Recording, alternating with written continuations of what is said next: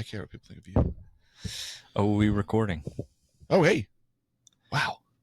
I thought we still had time. We did, to man. make a joke. Always thought we had time. We can still make a joke. I was trying to think of like a good dad joke. I know. And I got nothing, man. Hey, I've missed you, Brian. Brian and I were just talking about how, this is kind of our time together. This is. But Brian's just been too busy for me outside of that. That's not true That's at what all. you said about me. I said that about is true. You. Yeah. So how long, Brian, were we in the 777 episodes? 700. So you can go back 700 episodes, which is significantly more episodes than we've actually ever recorded, and look at when we started to really unpack this really cool study that our friends from TwoFourEight did, looking at urban disciple-making movements, looking at the characteristics of urban movements. And for most of these topics, we had a basically you and I just talked about one.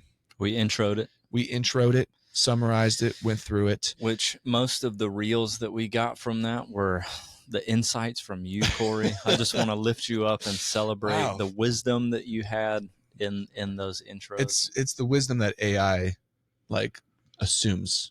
They choose that, right? They did, but apparently you said the better stuff. Man, that's awesome. That's really encouraging. In fact, that is actually the topic of today. That's why we're here. We're here to celebrate you. We are here to celebrate the things that we said. No.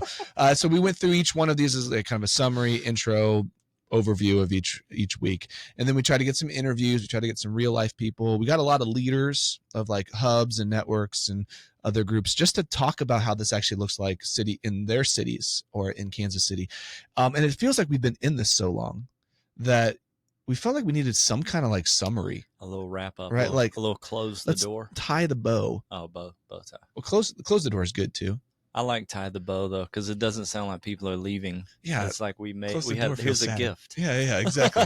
It's a gift for more instead of slam the door in your face and say we are done. So we don't exactly know what's next in this podcast. Well, we got some ideas. We have some ideas. We'll throw some re-record some old episodes, things like that. But I just think it would be good for us to okay, we're taking a step back. We're again looking at what were some major takeaways of our last year or so of doing these podcasts. I think it's over a year for sure. Yeah. And you went in hard and heavy without actually saying what we're doing today. You got there. That's what I'm doing right now. I'm trying to give the context beforehand. Then, so all of that that's makes what you sense. do, man. But no one wants to watch that on a reel. That's exactly why. We decided to wrap up the 248 document 15 observations in urban disciple making movements today. That was so good. That was never said. Will not be a reel, but it was really good. Yeah, man. So it's we haven't really prepared a ton for this surprise because it's it's hey, what we're gonna trying to sift through a lot of brain information. Yeah. But I just think it'd be good to have 1, 2, 3 major takeaways from our time together. So I want you to be thinking that if you could just identify 1 or 2 in your brain. I'll try, but I have a question for you first. Yeah, talk to me. Just real quick setup. Where's my water? I found it. How did we end up here? We're recording podcast and we had some, we were doing little series within series. That was our thing. And then you're like, hey, I think I found something. Why don't you give just 2 minutes of you got interviewed and all that kind of stuff. You know what I'm saying? Absolutely. No, that's good. Kind of the why behind. Yeah. It's hey, a year and a half later, tell us why you did this. Yeah. I mean, I do think that KC Underground, is an interesting experiment where we are a one-part organization.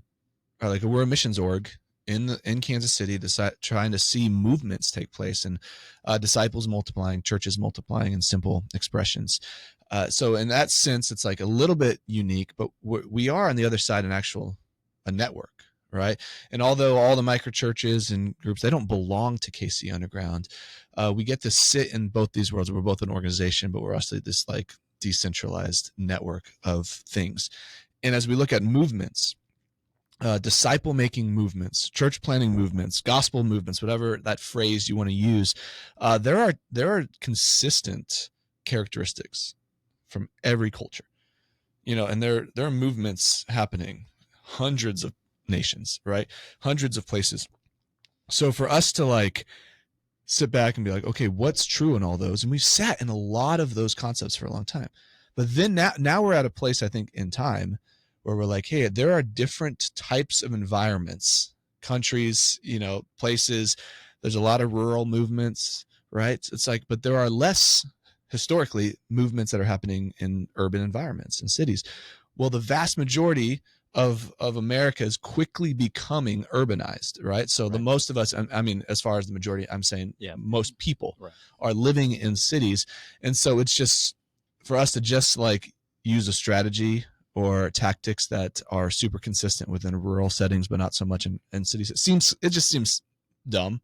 And so what I think TwoFourEight has done a really good job of is to be like, yeah, these are the principles that are super consistent in all movements. And yeah, it's true with urban movements, but here are some things to think about. In Kansas City, we are 2.4-ish million people in the greater Kansas City area. Like it's in some ways a small city if you live in New York. But it's a city. I mean, there's millions of people here. So we have to think a little bit differently. And we're also, as I said on another place this morning, I was like, plus we're in a city that, because we're in the Midwest, we don't go up, we go out. Mm-hmm. Yeah. It's like we're just geographically, we keep getting wider because we don't have to go up. There's all kinds of land around. So there's other things that are at play that we have to face that are not like you live in this small contained area where everyone knows everyone. And, you're in a city where you're moving constantly and doing things, and you got to be here, got to be there, and whatever. So there's other things to pay attention to. So 248 starts to do some research. Yeah, you got interviewed. They basically did a lot of story, like basically interview people and just asked us to talk a lot, share stories, and then they got the observations from all of those interviews. So you bring up like, hey, we got these 15 observations. Let's do some podcasts on it. So that was like just a little bit of background as we're wrapping up to go like, if you're just now jumping in, go back a little over a year ago. We basically decided to go through these 15 observations.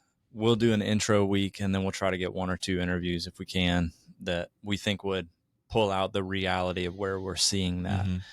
And we recorded the last one last week, and it was like, hey, it's time to put a bow on it, and just try to go slam that door shut. What was super important. So why don't we quickly walk through what were the 15 observations? Yeah.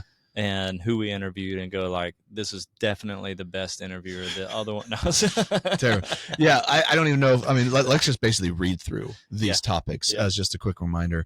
Okay, how about I go with the first? Oh, we can go every other. No, we'll go first. I'll just read a bunch and then you jump in. So number 1, foster obedient lifestyles through discovery learning. Remember, they kind of build on each other too, we felt like.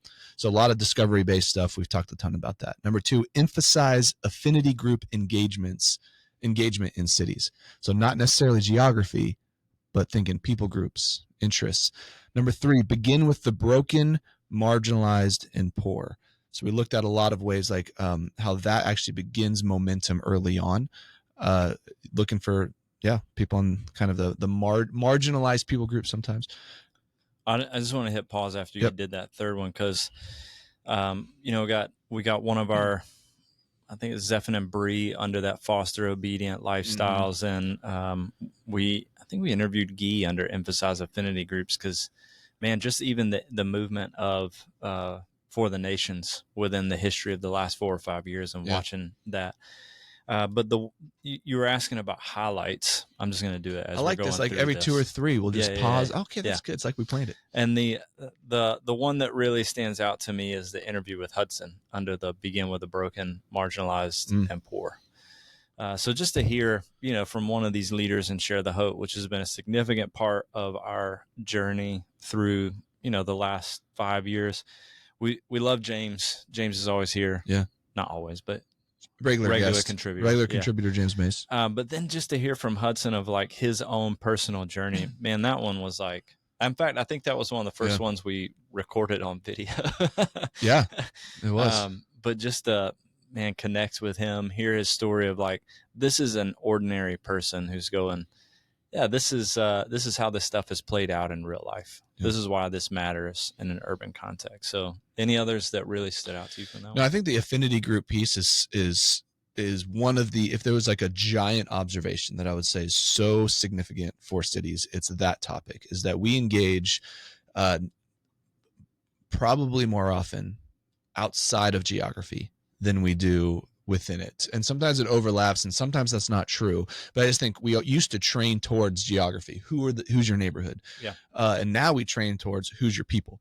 Yeah. And that can be so varied and different, but people find belonging in such like specific, zoomed in type of ways, and every one of those is a people, a container to plant the gospel within. So that's significant when you think of cities. I was just thinking about it last night. 5 years ago, we're launching.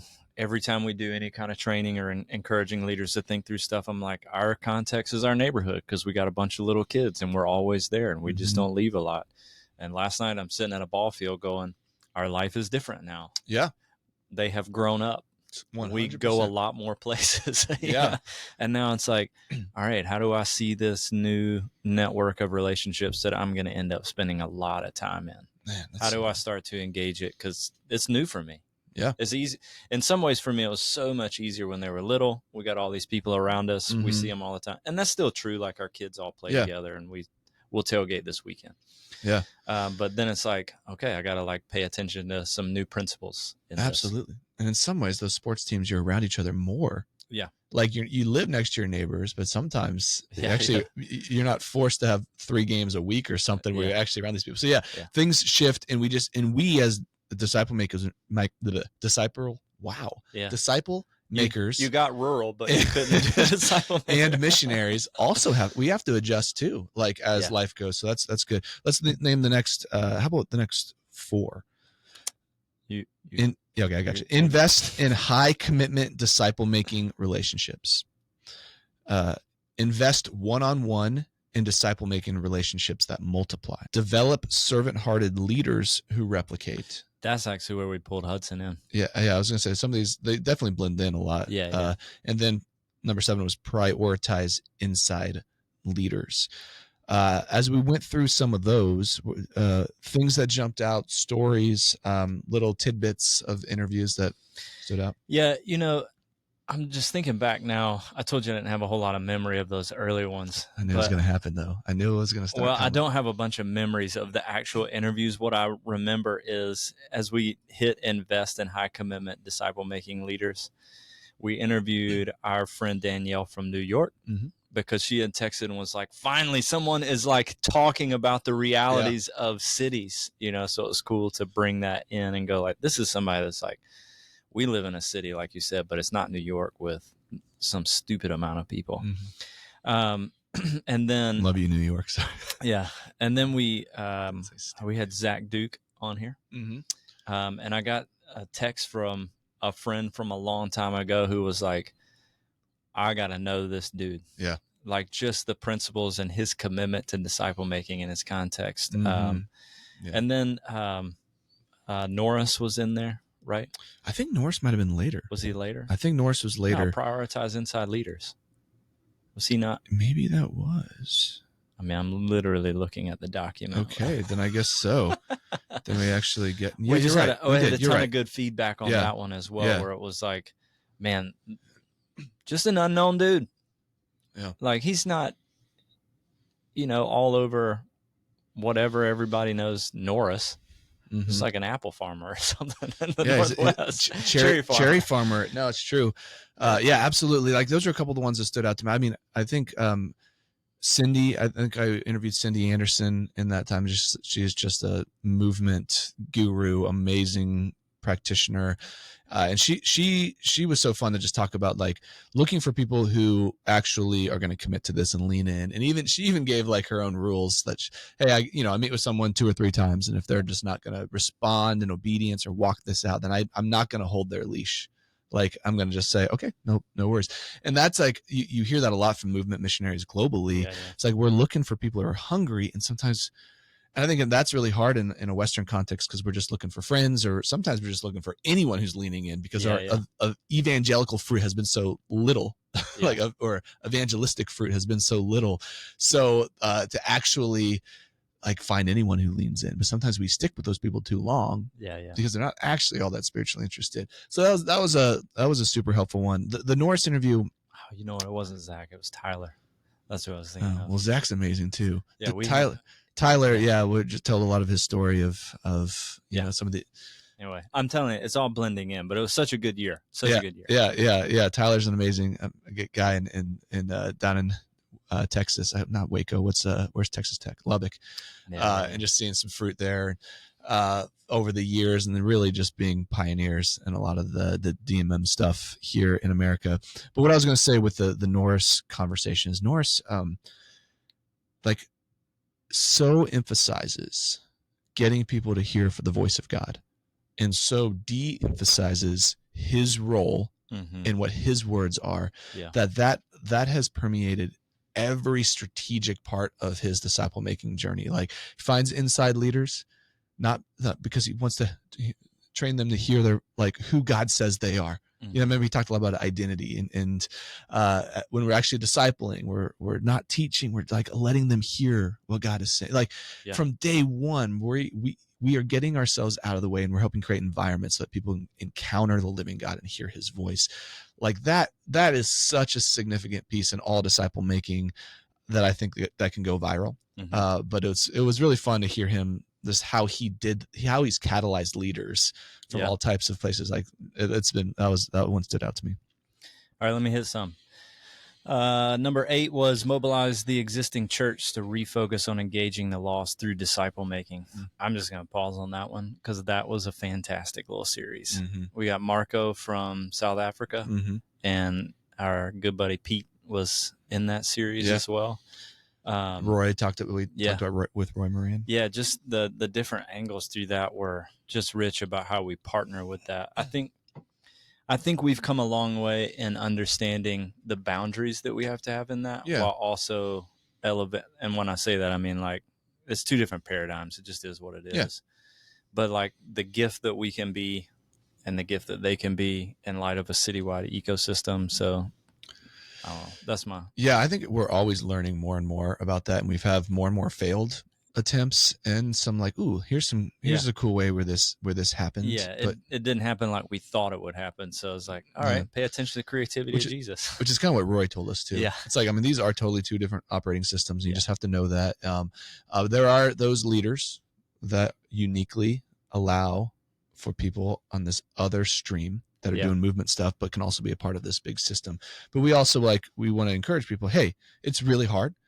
And it takes very unique leaders that have they're just different. So it's so that's one that we're consistently getting asked about. So that was that's in urban context all over the world. You have existing church structures that you've got to figure out how to run alongside and not be an enemy of. Yeah. And now, I mean, even with 0 Hour partnering locally with more and more of these churches, it's like you're seeing the acceleration of work being done. So that's good. Number 9, focus on the few to reach the many.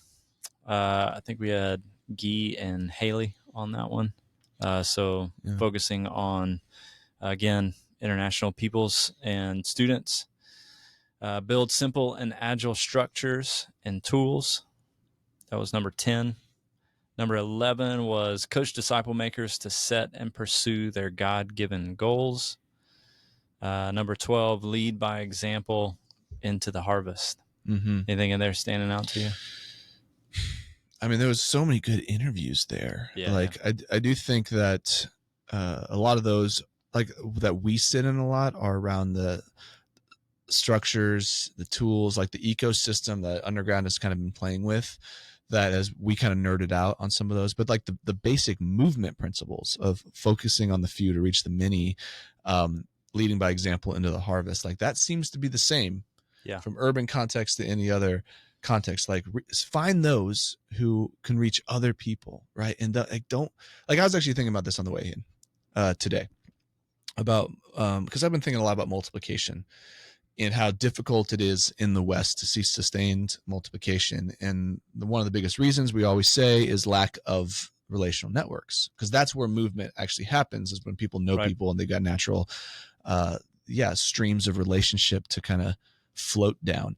We don't have that. And so it's like, we have to be, so when we do have that, we gotta go all in, like we've got some friends in our microchurch who actually know other people who are hungry. Like, we're going to pour a lot into these people so that they can reach these other people, because so many of the others just don't have that same network. Right. So that to me, focusing on the few to reach the many is so practical, because, and sometimes in America, it's simply those who have other natural networks. Yeah. And the others we're going to pour into. We want to create disciples of everyone.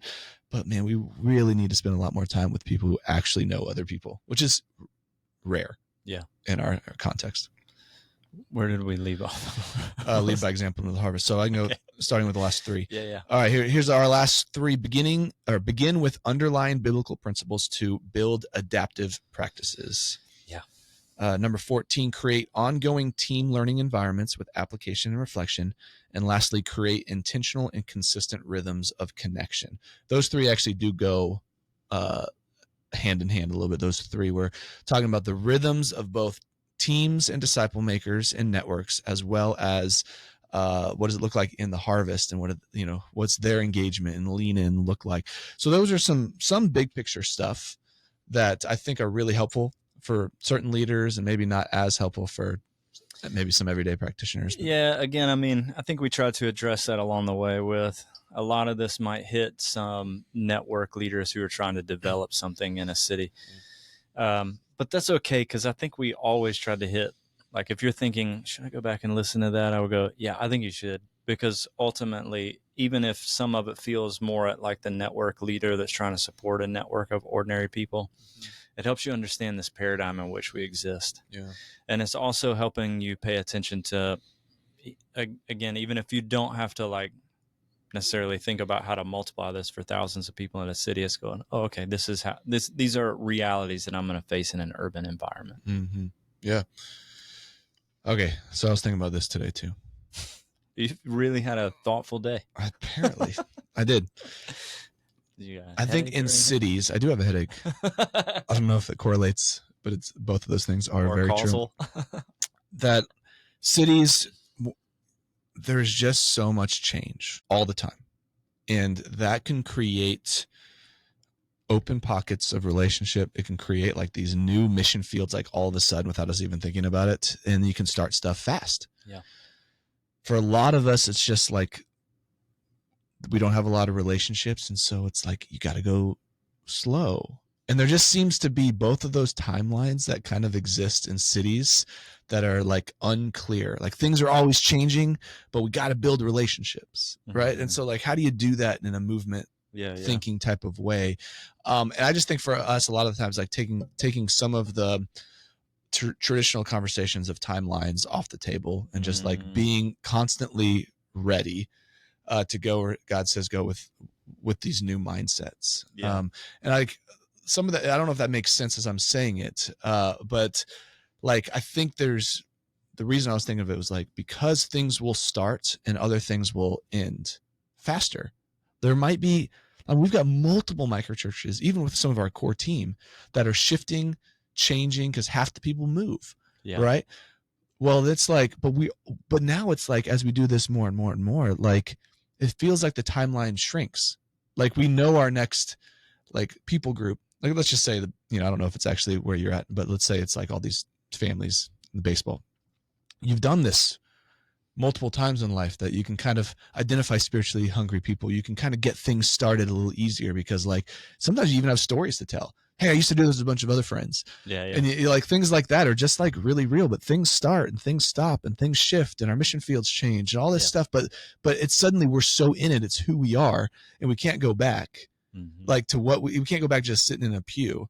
Like, so we're like all in kind of out in this place of constant, like, I don't know how to do this. So I partly was thinking that because we've had a lot of churches that have started, we've had churches that stopped, we've had networks that have shifted, we've had networks but there's still this consistency of now we just have more and more people who are out there and they're adaptable and they're going to be ready for whatever God has for them. And I don't know if that was a way I would have described it even 2 years ago, but like, it's kind of like ruining people for what they knew, but they've gone through all these like paradigm shifts and they've gone through this journey that now they're just in it and it's normal. And like, I'm ready for the change, the ups and the downs. So that was one thing I was pondering in my headache filled morning.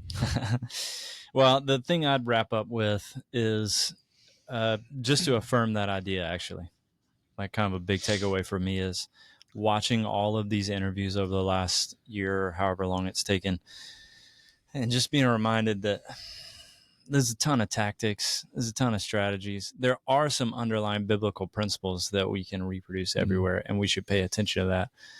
But also just some deep breaths of like, it's not on me. Mm-hmm. And sometimes I'm going to be able to tell some amazing stories, and sometimes I'm not. Totally. And I don't know that I need to describe them as amazing and feel all this pressure that like, oh, that was it. That was the thing. But just to like be a learner, you know, listening to like so many of the different contexts that these people come from. Uh-oh, Cory Osmond has stopped recording. Something went wrong. I'm back. Okay. Sorry. Keep talking. That scared me. My computer died. He's gone. So I'm just going to wrap up with you. Should come around here. Hold on. I'm back. Hold on. Okay. That's weird. Keep going. Just keep talking. Stuff we're not going to edit out. Just enjoy that. Yeah, that's it, man. I just want to speak that over everybody listening to just the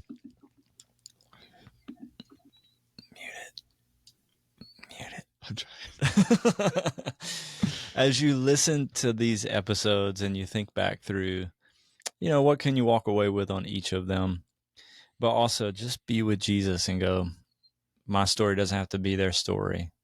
How does what they're saying intersect and engage with my story? And then how can I just trust Jesus with the timeline, the outcomes, the pathway? Do you have anything else? I totally agree. I can't turn off the echo over there now once it started, so I don't want it to sound weird. This guy right here. I got nothing. That's good. Good job. See you next week.